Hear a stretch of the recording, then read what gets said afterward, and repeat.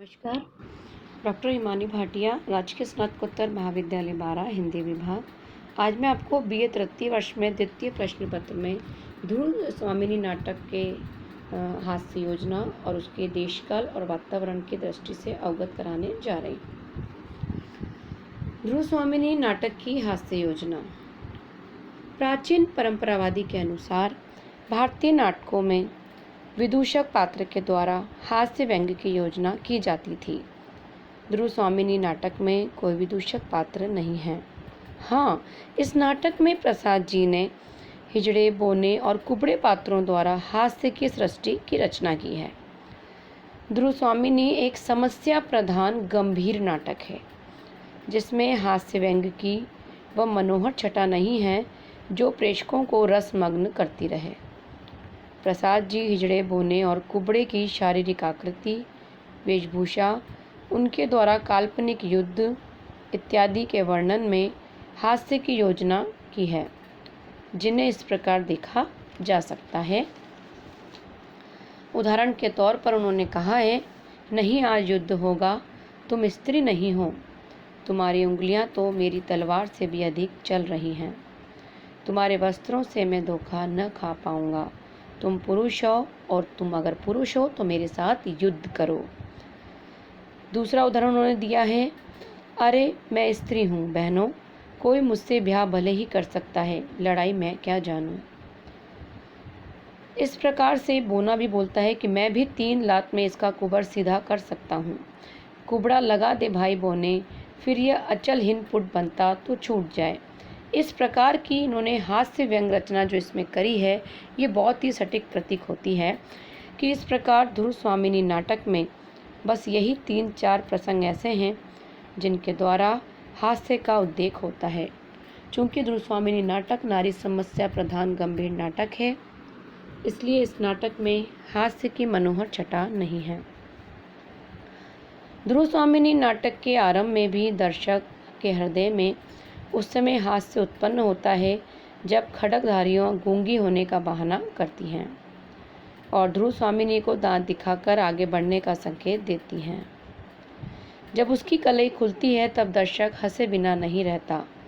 यह किस प्रकार ध्रुव स्वामिनी को चला रही थी। नेक्स्ट हम देखेंगे देशकाल एवं वातावरण की दृष्टि से ध्रुव स्वामिनी नाटक। ध्रुव स्वामिनी नाटक देशकाल एवं वातावरण की दृष्टि से एक सफल नाटक है।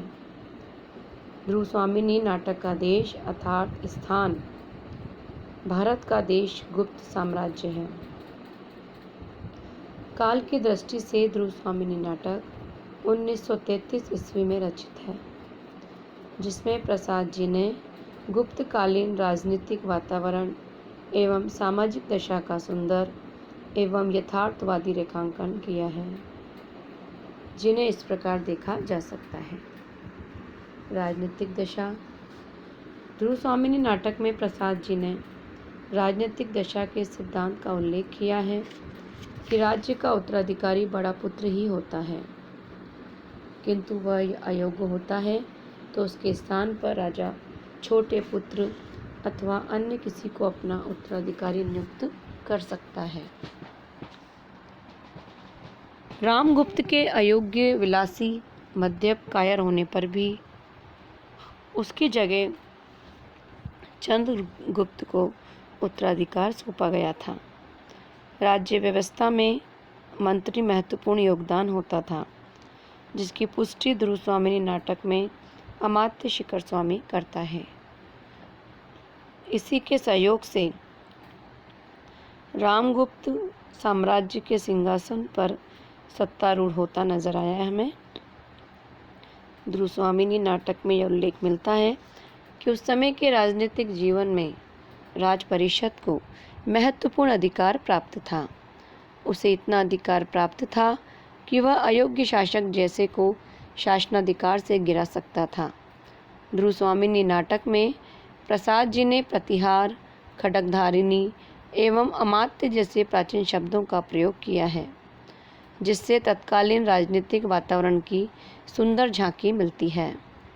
ध्रुव स्वामिनी नाटक में तत्कालीन राजनीतिक जीवन में उस सत्य की अभिव्यक्ति हुई है कि उस समय प्रतापी राजा दिग्विजय के लिए दल बल के साथ निकलते थे और अधीनता स्वीकार करने वाले राजविजेता राजा को अपनी पुत्रियों का डोला सौंप देते थे।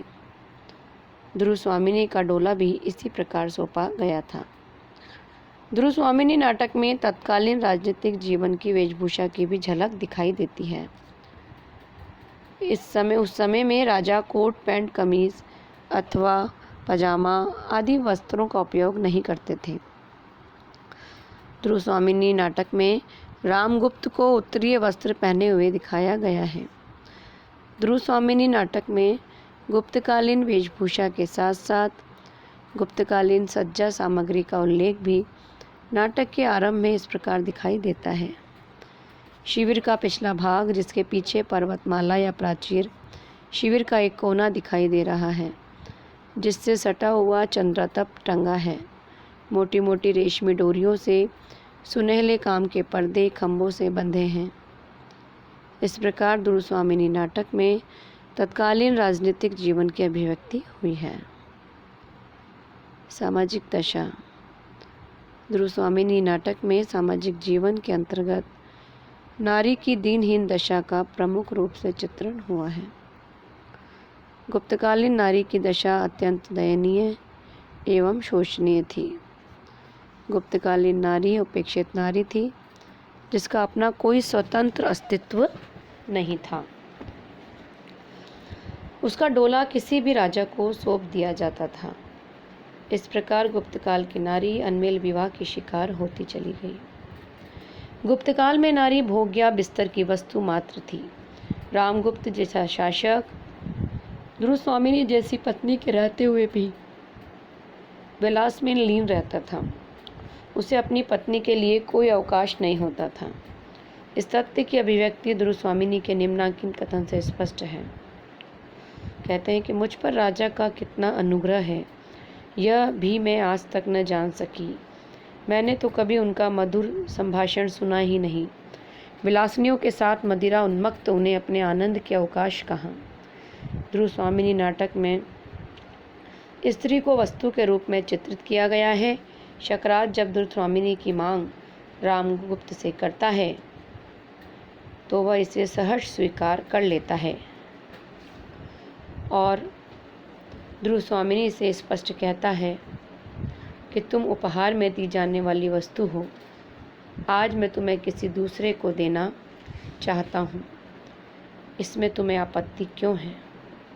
गुप्तकाल में स्त्रियों की स्थिति पशुओं से भी बदतर थी। ये दिखाई दे रहा है कि जिसकी पुष्टि ध्रुवस्वामिनी के कथन से होती है कि पुरुषों ने स्त्रियों को पशु संपत्ति समझकर उन पर अत्याचार करने का अभ्यास बना लिया है। वह मेरे साथ नहीं चल सकता। इस प्रकार हम देखते हैं कि नारी की दशा गुप्तकाल में कितनी दर्दनीय थी, कितनी पीड़ा उसको सहन करनी पड़ती थी।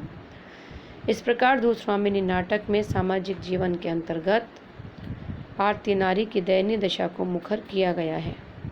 भारतीय नारी उस समय कितनी उपेक्षित, कितनी दीनहीन, कितनी असहाय, कितनी बेबस थी, इसका प्रमाण ध्रुवस्वामिनी नाटक है।